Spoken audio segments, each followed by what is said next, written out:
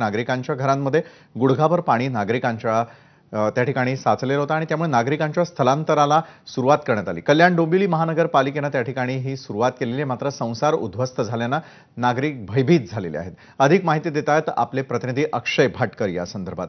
अक्षय, खरं तर सगळीकडे जलमय परिस्थिती पाहायला मिळते, कल्याणमधली परिस्थिती काय आहे?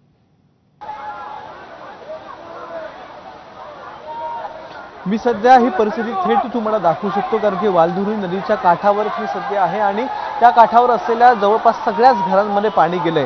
याचं कारण इथले सांगितलं जातंय ते म्हणजे हा जो अशोकनगरचा संपूर्ण भाग आहे, या प्रत्येक घरामध्ये इथे पाणी आहे आणि हे सर्व जे लोक आहेत ते या पाण्यामध्येच या ठिकाणी उभे आहेत।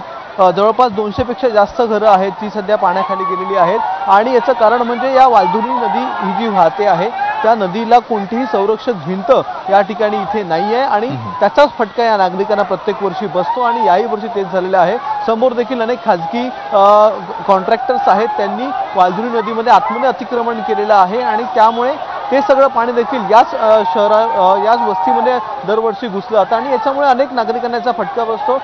सध्या महानगरपालिकेने काही घरांमधून स्थलांतर करण्याचं सुरू केलेलं आहे। काही घरांना या ठिकाणी येऊन खाद्य देखील पुरवण्याचं काम करण्यात आलेलं आहे, जेवण देखील देण्याचं काम करण्यात येते। मात्र पाऊस जर आपण पाहिलं तर प्रचंड आहे, अजूनही पाऊस प्रचंड प्रमाणात कोसळतो आहे, पाऊस थांबायचं नाव घेत नाहीये आणि समोर जर आपण पाहिलं तर या घरामध्ये पाणी गेलेलं आहे, त्या घरामधून अनेक वस्तू ज्या आहेत त्यांच्या देखील खराब झालेल्या आहे। असं प्रत्येक घरामध्ये आहे। बाजूला ही उर्दू शाळा आहे, त्या उर्दू शाळेमध्ये पूर्णतः पाणी गेलेलं आहे। असा हा संपूर्ण अशोकनगरचा परिसर आहे, ज्याच्या अगदी थोड्या अंतरावरच एक महानगरपालिकेचा प्रकल्प देखील सुरू आहे।